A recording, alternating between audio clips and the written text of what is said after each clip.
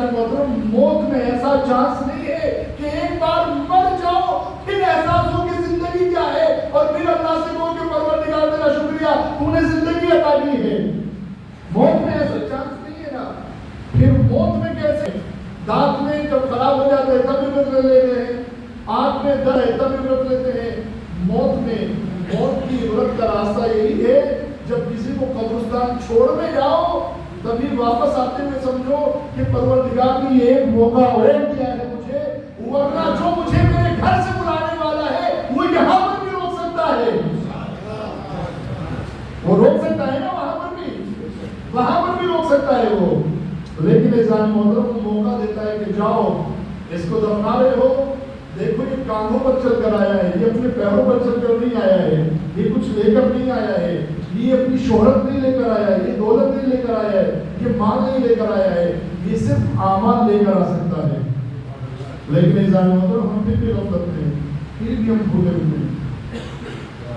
اللہ کیا کہتا ہے؟ ہر نفس کو موت کا ذائقہ چکھنا ہے. ثم توفون اجورکم یوم القیامہ, پھر قیامت کے دن تمہیں تمہارے اعمال کا پورا پورا بدلہ دیا جائے گا.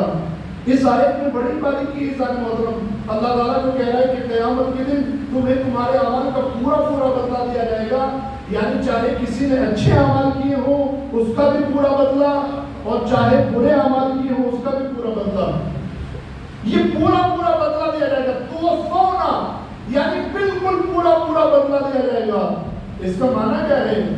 اس کا معنی یہ ہے بہت ساری چھوٹی چھوٹی برائیاں جن کو ہم برائی سمجھتے ہی نہیں ہیں, توجہ فرمائیں, جن کو ہم برائی سمجھتے نہیں ہیں, جھوٹ بول دیتے ہیں, غیبتیں کر دیتے ہیں, کسی کے بارے میں بدگمانی کر دیتے ہیں, کسی کو گالی دے دیتے ہیں, یہ تو ہم برائی سمجھتے ہی نہیں ہیں. بلکہ شیطان نے ہمارے لیے ان برائیوں کو اچھا بنا کر پیش کیا ہوا ہے. ہمارے سامنے شیطان نے بہانے پیش کیے ہوئے ہیں.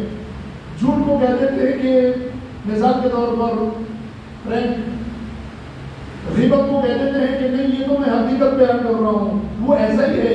ہو عزیزان محترم, جو حقیقت ہے اسی کے بیان کرنے کو غیبت کہا جاتا ہے. اگر حقیقت نہیں ہوئی تو تہمت ہو جائے گی, وہ تو اور بڑا گناہ ہو جائے گا. جو حقیقت ہے اسی کے بیان کرنے کو گناہ کہا جاتا ہے, اسی کے بیان کرنے کو غیبت کہا جاتا ہے. تو شیطان نے ہمارے لیے کیا کیا ہوا ہے؟ ان برے اعمال کو اچھا بنا کر پیش کیا ہوا ہے. ہم ان کی طرف متوجہ نہیں ہیں. لیکن عزیزان محترم اللہ کیا کہتا ہے؟ ثم توفون اجورکم یوم القیامہ, قیامت کے دن تمہیں تمہارے اعمال کا پورا پورا بدلہ دیا جائے گا.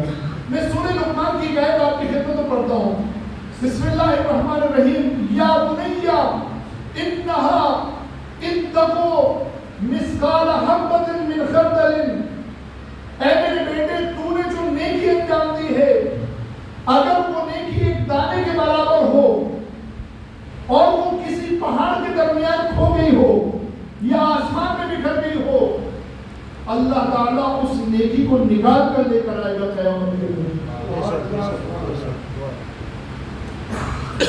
توجہ چاہتا ہوں, اگر تو نے جو نیکی انجام دی وہ ایک دانے کے برابر بھی ہے, اگر وہ پہاڑوں میں چھپ گئی ہے, پتھروں کے درمیان چھپ گئی ہے, اگر وہ آسمان میں بکھر گئی ہے, یاد ہے اللہ یوم القیامہ, قیامت کے دن اللہ تعالیٰ اس نیکی کو نکال کر لے کر آئے گا.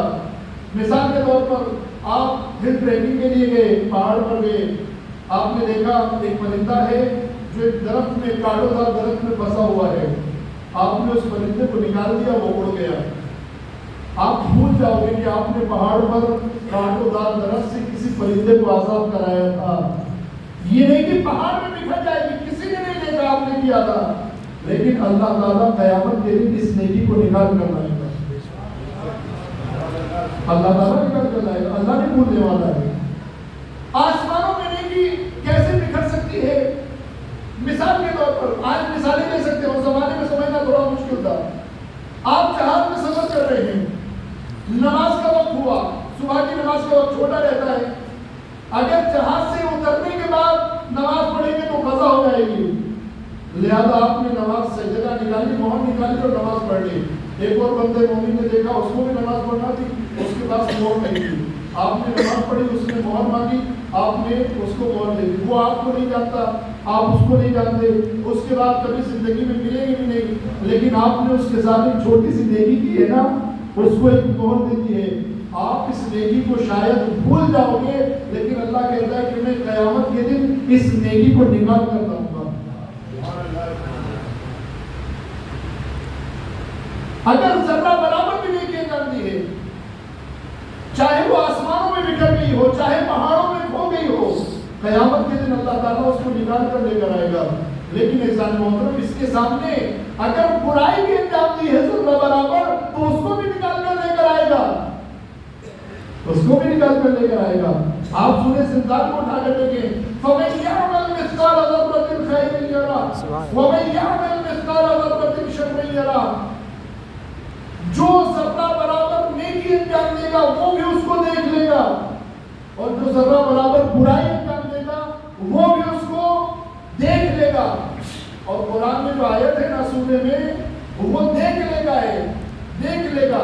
فَمَن يَعْمَلْ مِثْقَالَ ذَرَّةٍ خَيْرًا يَرَهُ، پرانے زمانے میں مانا کرتے تھے، ترجمہ کرتے تھے کہ جو بھی ذرہ برابر نیکی انجام دے گا اسے اس کی جزا دی جائے گی، جو بھی ذرہ برابر برائی انجام دے گا اسے اس کی سزا دی جائے گی۔ اس طرح سے مانا کیا جاتا تھا، کیوں؟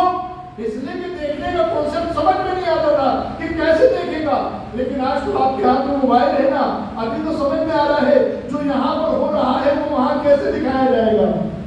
جب ایک انسان جو ہے وہ اس طرح کی ڈیوائس بنا سکتا ہے کہ آپ کسی بھی سین کو، کسی بھی آپ منظر کو موبائل میں قید کر کے، کیمرے میں قید کر کے پوری دنیا میں کہیں پر بھی دکھا سکتے ہو، تو جو انسان کا پیدا کرنے والا ہے،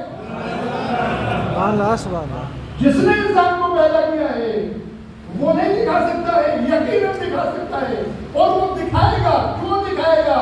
اس لیے کہ انسان بہت بہانے باز ہے، اگر نہ دکھائے تو کہے گا یا اللہ ایسے نہیں تھا، ویسے تھا، میں نہیں تھا، یہ تھا، یہ نہیں تھا، وہ تھا۔ اللہ کہے گا ویڈیو سامنے ہے، دیکھ لے کیا تھا۔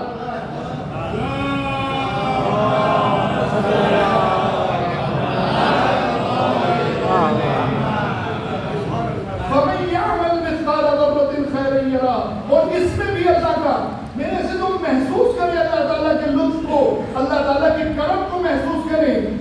لیکن دو باتیں ہو رہی ہیں، فَمَن يَعْمَلْ مِثْقَالَ ذَرَّةٍ خَيْرًا يَرَهُ، جو ذرہ برابر بھلائی انجام دے وہ بھی اسے دیکھے گا، جو ذرہ برابر برائی انجام دے وہ بھی اس کو دیکھے گا۔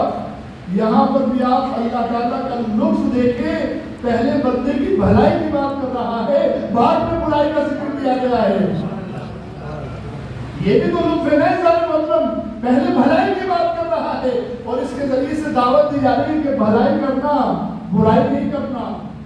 اب میں ایک واقعہ چھوٹا سا آپ کی خدمت میں عرض کر دوں۔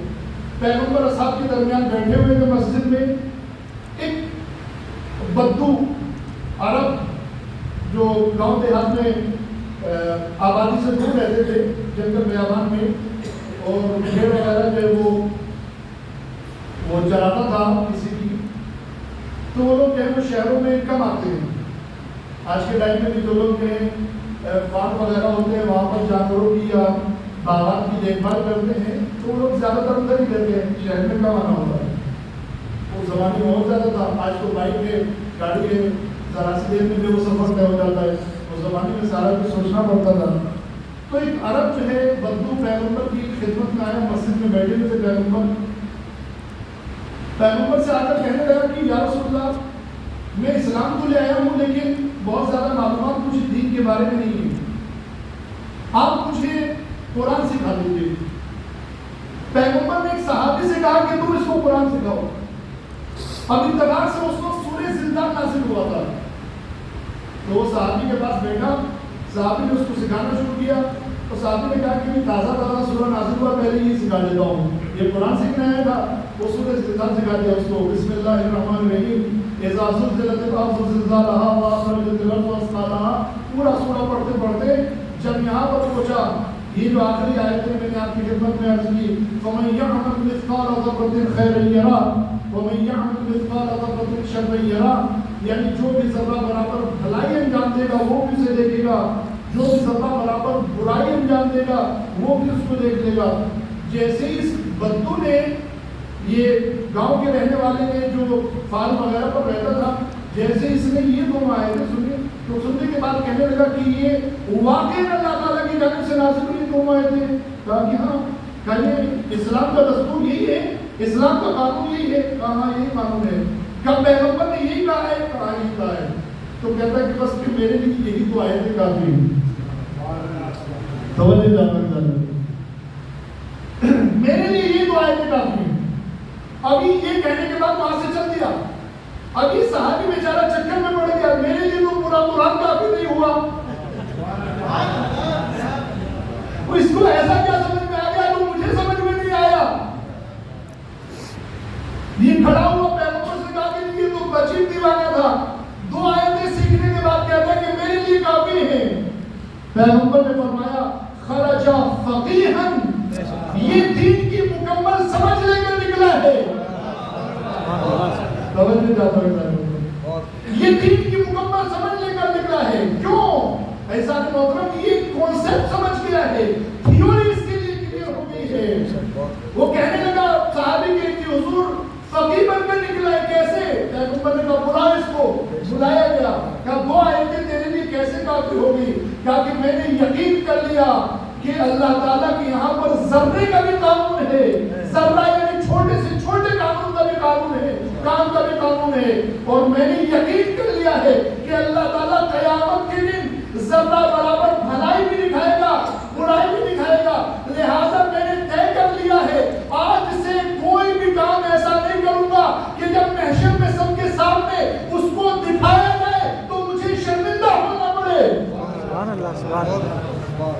آج سے کوئی بھی کام ایسا نہیں کروں گا کہ جب اس کو محشر میں دکھایا جائے تو مجھے شرمندہ ہونا پڑے۔ لہٰذا میں سمجھ گیا ہوں اللہ تعالیٰ کیا چاہتا ہے، دین کا رول کیا ہے، دین کا دستور کیا ہے۔ ایسا محترم یہ اپنی اپنی سمجھ کی بات ہے، یہ سمجھ گیا، ہم نہیں سمجھ پاتے ہیں۔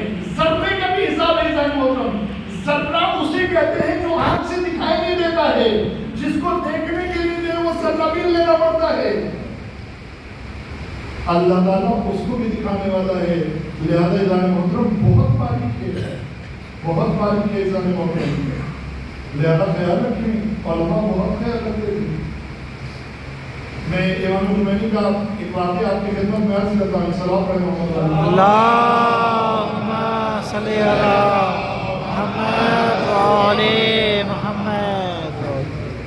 ایک بندے مومن نے امام خمینی کو مجلس میں آنے کی دعوت دی، کہا کہ 1 سے 10 محرم تک میرے گھر پر مجلس ہے، 8 بجے آپ مجلس میں تشریف لائیے، آپ سے گزارش ہے۔ انہوں نے کہا ٹھیک ہے آتا ہوں میں کبھی انشاءاللہ کسی مجلس میں ضرور آؤں گا۔ ابھی بندہ ہر روز انتظار کرتا رہا، پہلی محرم، دوسری محرم، تیسری محرم، چوتھی محرم، امام خمینی جو ہے وہ نہیں پہنچے۔ 7 محرم کو ایک دن امام خمینی جو ہے وہ 8 بجے کے بدلے 7:30 بجے پہنچ گئے، 8 کے بجائے 7:30 بجے۔ اب وہ صاحب خانہ جو ہے وہ تعجب میں ہوا، حیرت میں پڑ گیا کہ جی 7 دن گزر کے آپ آئے نہیں، اور آج ماشاءاللہ جو ہے آپ تشریف لائے، اور آدھا گھنٹہ پہلے امام خمینی نے فرمایا کہ میں ہر روز آتا تھا، ہر روز آتا تھا، میں 8 بجے، تم نے 8 بجے کہا تھا، ہر روز آتا تھا میں۔ کیا جب میں آتا تھا تو دیکھتا تھا کہ لوگ پہلے سے مجلس میں آ چکے ہیں اور لوگوں کے جوتے چپل دروازے پر پڑے ہوئے ہیں، تم نے مجھے اپنے گھر آنے کی اجازت نہیں دی تھی، ان کے چپلوں پر پیر رکھنے کی اجازت تو نہیں دی تھی نا، وہ اجازت تو تم نہیں دے سکتا تھا۔ میرے لیے راستہ ہی نہیں بچتا تھا کہ میں بغیر چپلوں پر پیر رکھے ہوئے اندر آ جاؤں، اس لیے ہر روز واپس چلا جاتا تھا۔ یہ ذات محترم، یہ دقت ہے علماء کی، دقت یعنی باریک بھی نہیں، یہ علماء کی دقت ہے، علماء کا عمل ہے ذات محترم کے۔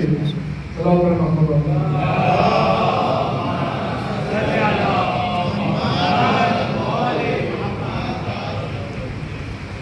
ہم ان باریکیوں میں نہیں پڑے ہوئے ہیں۔ ہم جب مسجد میں امام بارگاہ میں آتے ہیں، جتنے بھی چپل جوتے پڑے ہوئے ہیں سب کو ہٹا کر سب سے آگے اپنے رکھتے ہیں، سب سے آگے اپنے رکھتے ہیں۔ ایسا محترم نہیں، اجازت نہیں ہے، یہ بہت چھوٹی چھوٹی باتیں آپ دیکھیں، ایسا محترم یہ باتیں چھوٹی چھوٹی ہیں، لیکن اس سے معاشرے کا ادب سمجھ میں آتا ہے، یونٹی کا کمیونٹی کا اسٹیٹس سمجھ میں آتا ہے، اسٹینڈرڈ سمجھ میں آتا ہے، ان کی ادب اور تہذیب اور تمدن کا لیول سمجھ میں آتا ہے۔ ہماری تہذیب یہ ہے کہ ہم قانون توڑنے پر فخر محسوس کرتے ہیں، جوتے سب سے آگے ہمارے ہوں گے، لائن جہاں ہم لگ جائیں وہاں سے شروع ہوگی، چاہے وہ نیاز ہو، کھانا ہو، کچھ بھی ہو، ایون جو ہے وہ مسافر کی لائن بھی وہاں سے شروع ہوگی جہاں سے ہم لگ جائیں۔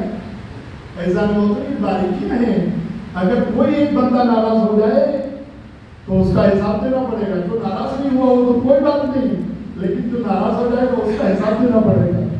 اس لیے جان محترم اللہ کہتا ہے فَمَن يَعْمَلْ مِثْقَالَ ذَرَّةٍ خَيْرًا يَرَهُ۔ ایک بندہ جو ہے وہ اپنے باپ کو خواب میں دیکھتا ہے، باپ کو خواب میں دیکھتا ہے، چھٹے ماہ کا زمانہ ہے، خواب میں دیکھتا ہے باپ بڑا متقی، پرہیزگار، نیک، روزے رکھنے والا، پہلی صف میں نمازیں پڑھنے والا، تہجد پڑھنے والا، اور باپ کو خواب میں دیکھتا ہے باپ پریشان ہے، پھٹے ہوئے کپڑے، بے حال دکھ رہا ہے، تو کہنے لگا، وہ بیٹے نے پوچھا کہ ابا جی آپ تو بہت نمازیں پڑھتے تھے، بڑے روزے رکھتے تھے، بڑے نیک کام کیا کرتے تھے، پھر آپ اس حالت میں کیوں ہیں؟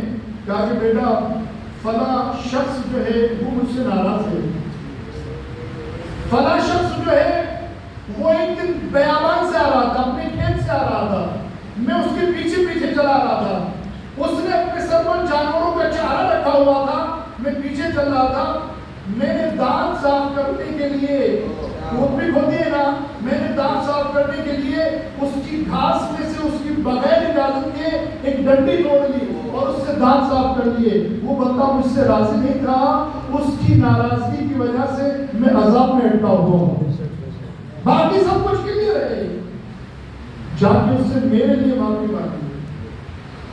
اللہ اکبر، کتنا باریک ہے، سخت نہیں ہے، باریک ہے، باریک ہے۔ لہذا میرے عزیزو متوجہ رہنے کی ضرورت ہے۔ اللہ کیا کہتا ہے؟ کل نفس ذائقۃ الموت، ہر نفس کو موت کا ذائقہ چکھنا ہے۔ اب جب میں یہ سمجھتی ہوں کہ مجھے موت کا ذائقہ چکھنا ہے، کوئی راستہ نہیں ہے انسان محترم، موت سے فرار کرنے کا کوئی راستہ نہیں ہے، توجہ دیتا ہوں میرے، جب مجھے معلوم ہے کہ موت سے فرار کرنے کا کوئی راستہ نہیں ہے تو مجھے موت سے ڈرنا چاہیے، دور بھاگنا چاہیے، یا موت کی تیاری کرنی چاہیے؟ موت کی تیاری کرنی چاہیے، یعنی میری ذمہ داری ہے کہ میں موت کی تیاری کروں، لیکن ہماری پریشانی یہی ہے کہ ہم جو ہماری ذمہ داری ہے اس کے علاوہ سب کچھ کرتے ہیں، جو ذمہ داری ہے وہی نہیں کرتے ہیں۔ ہماری پریشانی یہی کرتے ہیں، ہماری ذمہ داری کیا ہے وہ ہم انجام نہیں دیتے، ذمہ داری موت کی تیاری کرنا ہے۔ مولا کائنات حضرت علی ابن ابی طالب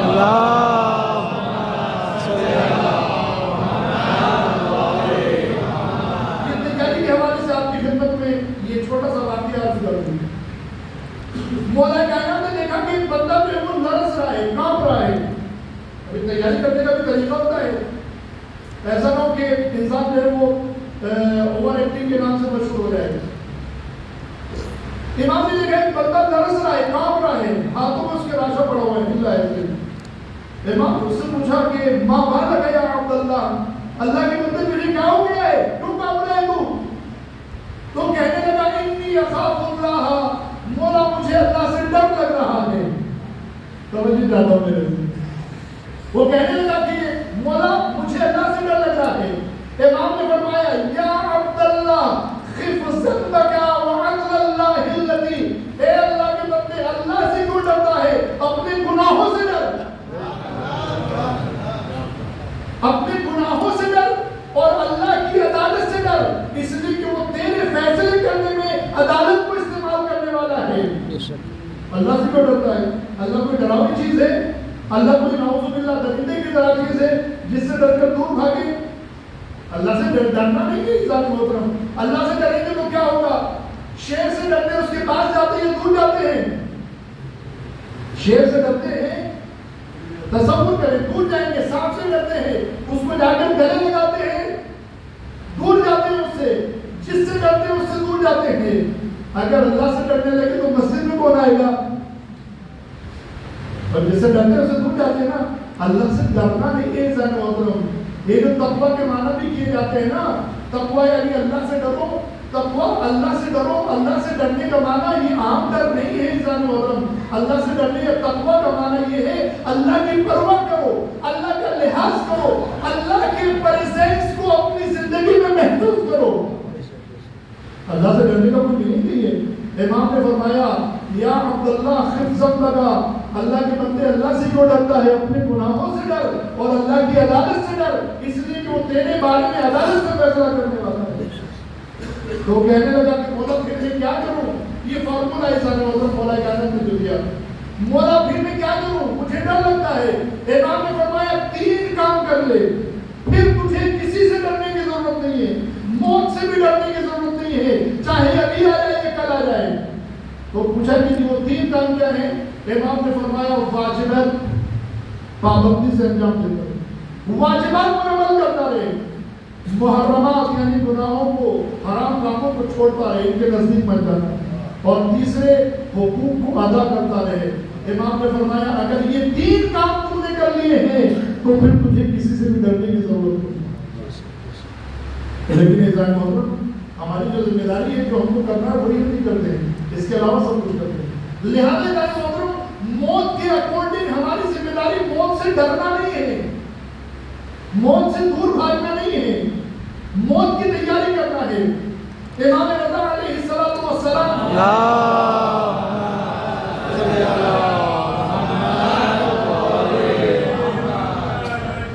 अब इसी कोई एक शख्स ने आवाज के पास आया और कहने लगा कि मौला ये बताइए कि हम मौत से क्यों डरते हैं, मौत से क्यों डरते हैं हम?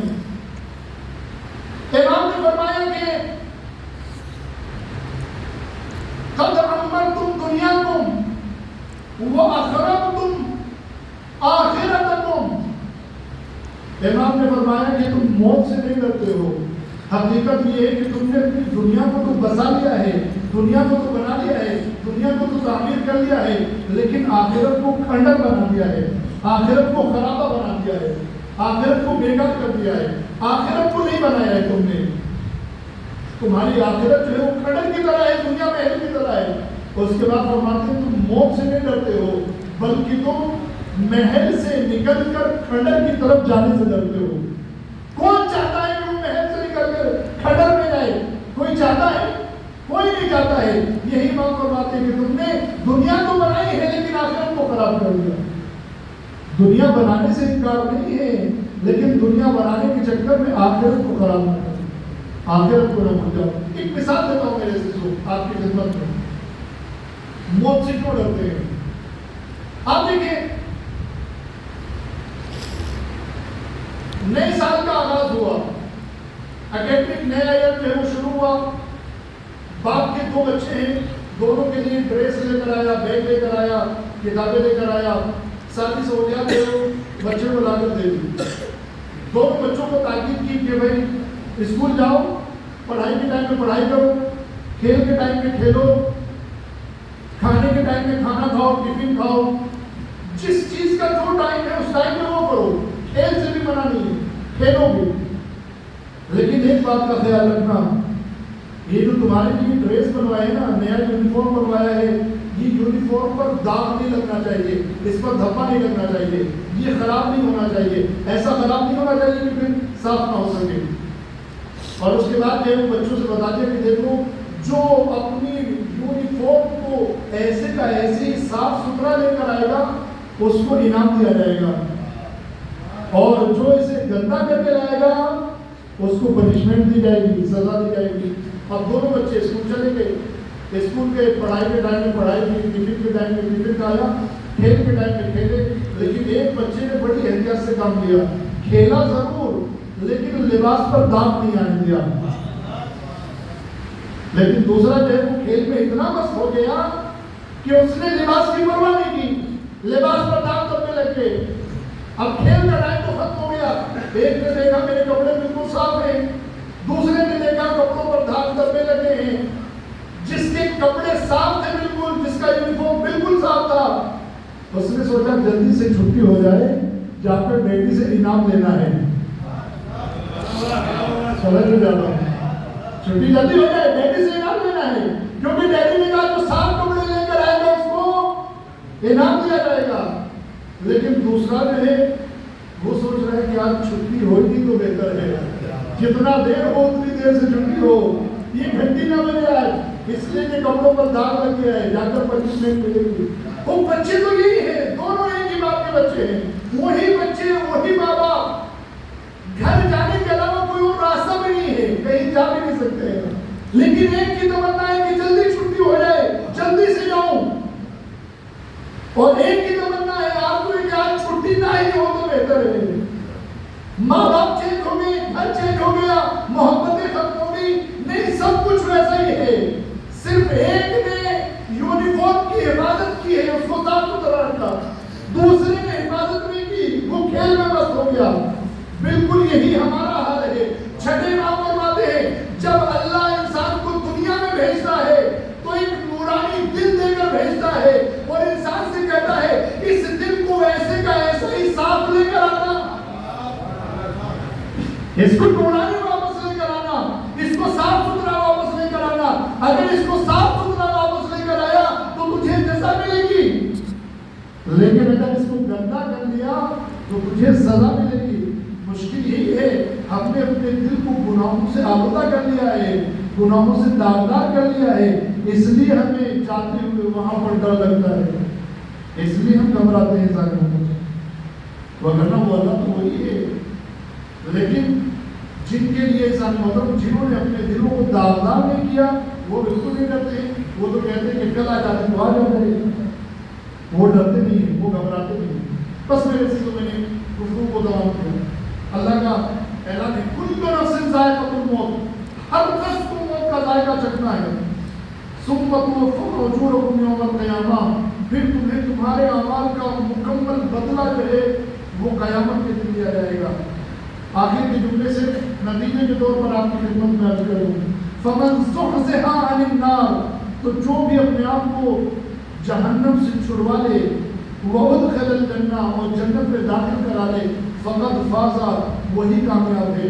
یعنی اللہ تعالیٰ چاہتے ہیں کہ آپ کامیاب زندگی گزارو، اور کامیابی اس میں ہے کہ اپنے آپ کو جہنم سے آزاد کرا سکو. اور جہنم سے آزاد کرانے کا معنی کیا ہے؟ جہنم سے آزاد کرانے کا معنی یہ ہے ایسے کام انجام نہ دو جس کی وجہ سے انسان جہنم کی طرف جائے. جنت میں داخل کرا دو یعنی ایسے کام انجام دو جس کی وجہ سے انسان جنت میں جاتا ہے. اللہ نہیں چاہتا کہ بندہ جب جہنم میں جائے، اللہ نہیں چاہتا کہ بندہ جو ہے وہ برائی کرے، نہیں. کون چاہے گا کہ اس کا پروڈکٹ ہے وہ خراب ہو؟ کوئی چاہے گا؟ آپ مثال کے طور پر کوئی چیز مینوفیکچر کرتے ہیں، کوئی کولڈ ڈرنک بناتا ہے، کوئی مثال کے طور پر جو ہے وہ مثلاً پلاسٹک کے برتن بناتا ہے، کوئی کچھ اور بناتا ہے. کیا کبھی آپ چاہتے ہیں کہ آپ کا جو پروڈکٹ ہے وہ خراب بنے؟ کبھی خواہش کریں گے؟ کبھی چاہیں گے؟ کبھی نہیں چاہیں گے. جب آپ نہیں چاہتے کہ آپ کا پروڈکٹ خراب ہو تو اللہ کیسے چاہے گا؟ اللہ کیسے چاہے گا؟ وہ تو قرآن میں بڑا مہربان ہے. تو لہٰذا اللہ چاہتا ہے کہ سب کے سب جو ہے وہ نجات کے راستے کی طرف. جنت میں کوئی کمی نہیں ہے، چھوٹی نہیں ہے جنت، چھوٹی نہیں ہے، بہت بڑی ہے. لہٰذا جانے محترم سب کے سب کامیاب زندگی ہے. موت سے ڈر اسی لیے لگتا ہے جانے محترم ہم نے موت کی تیاری نہیں کی، ہم نے اپنے دلوں کو داغدار کر کے رکھا. جن کے دل گناہوں سے داغدار نہیں ہیں وہ موت سے بالکل نہیں ڈرتے. آپ دیکھیں پیغمبر اکرم شعبان کے آخر میں ماہ رمضان کے بارے میں خطبہ دے رہے تھے جسے خطبہ شعبانیہ کہا جاتا ہے. خطبے کے آخر میں ابھی خطبہ تمام نہیں ہوا تھا، مولا کائنات نے ایک سوال کر دیا. تو پوچھا کہ یا رسول اللہ ما افضل الاعمال فی ھذا الشہر، اس مہینے میں سب سے بہترین عمل کون سا ہے ماہ رمضان میں؟ پیغمبر نے فرمایا الورع عن محارم اللہ، اللہ تعالیٰ کی نافرمانی کے سامنے آنکھیں بند کر لینا، نافرمانی انجام نہ دینا، نافرمانی سے دور چلے جانا، یہ سب سے بہترین عمل ہے.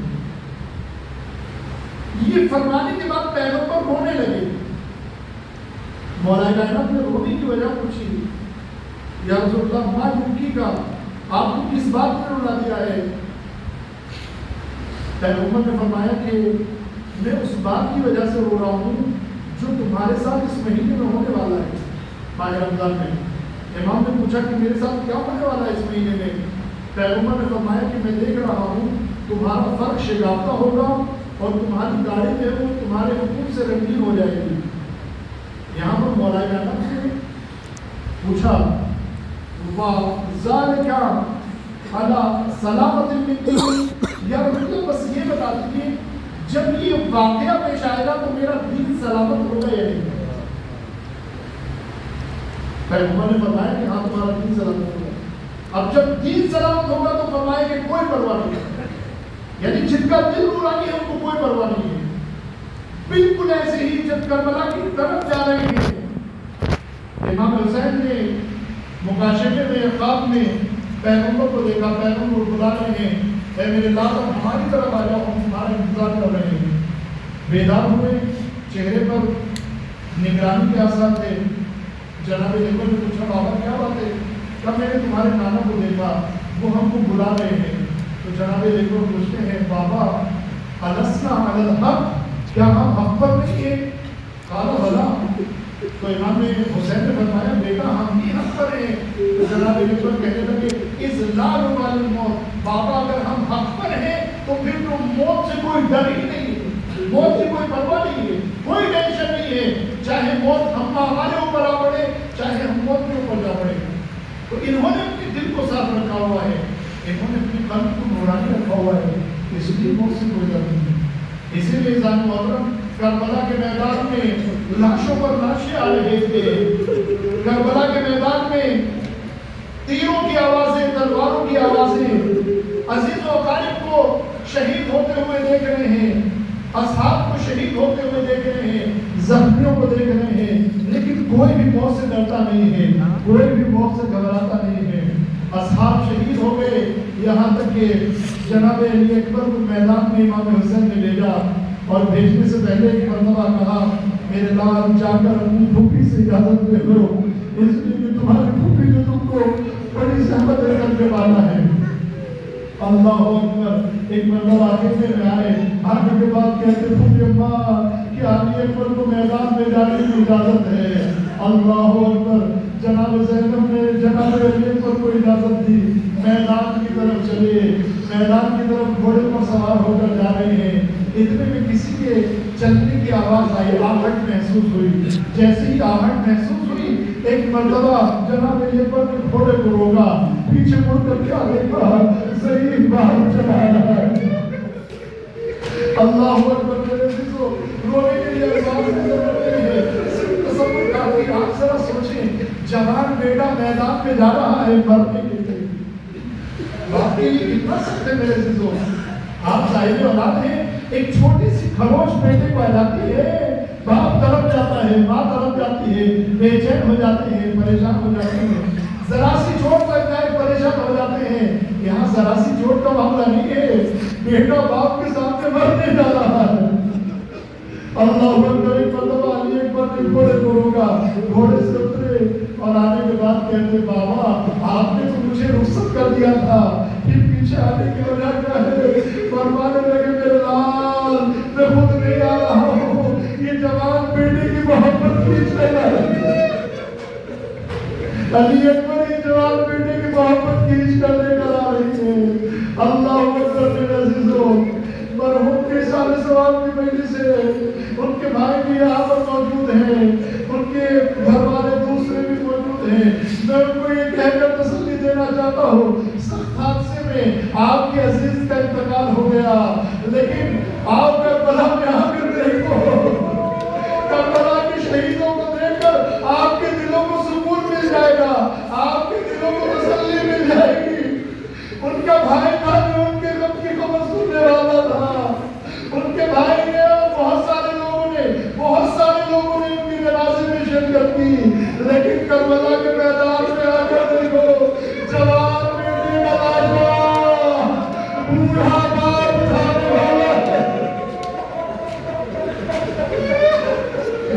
علی اکبر میدان میں گئے، لڑتے لڑتے جب کام کری گھوڑے سے زمین پر آئے اور بابا کو آخری سلام کیا، جیسے ہی حسین نے علی اکبر کے آخری سلام کی آواز سنی، ایک مرتبہ قبر کو سنبھالا، میدان کی طرف چلے، نظر نہیں آتا ہے بیٹا، آنکھوں کا نور ہوتا ہے نا، حسین کی آنکھوں کے سامنے اندھیرا چھا گیا، اندھیرا چھا گیا، میدان میں پہنچے، جب میدان میں پہنچے کیا دیکھا؟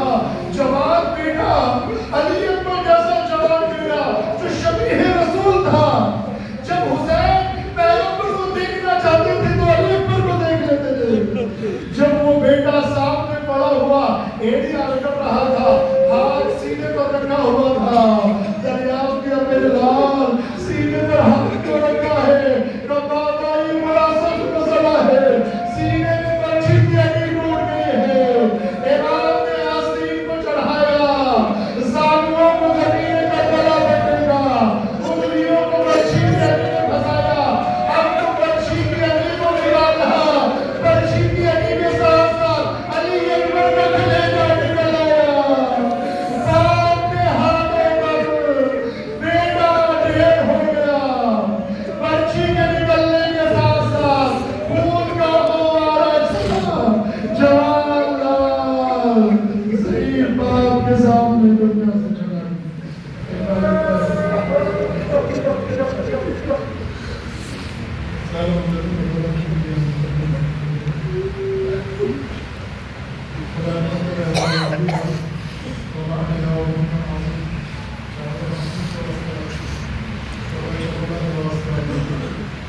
امام کے ظہور میں تعجیل فرما، ہم سب کو پیغام انصاف عطا فرما، اس محنت کے ثواب کو جن مرحوم کے لیے محنت کرتا ہوئے ان کے نام اعمال میں درج فرما، ان کے درجات کو بلند فرما، ان کی عمر کو شاد فرما، ان کی مغفرت فرما، خدائے تمام مومنین اور مومنین کی مغفرت فرما، سب کے درجات کو بلند فرما، خصوصاً یہ مومنین جو یہاں پر موجود ہیں ان کی جو مرحومین ہیں ان کی مغفرت فرما، خدایا مریضوں کو شفا عنایت فرما، مظلوموں کی حمایت فرما، ظلم کا خاتمہ فرما، ظالمین اگر لائق ہدایت ہوں تو اس کو نابود فرما، مقامات مقدسہ خصوصاً سیریا میں جو حرم موجود ہیں، حرم سیدہ زینب سلام اللہ علیہ، حرم حضرت رقیہ سلام اللہ علیہ، ان کی حفاظت فرما، تمام حرموں کی حفاظت فرما، خدایا جہاں جہاں پر جتنی مقامات ہیں، مساجد، خدایا ان سب کی حفاظت فرما، حاسدین اور ظالمین کی منصوبوں کو ناکام فرما، سازشوں کو ناکام فرما، خدایا اسلام مسلمین کو عزت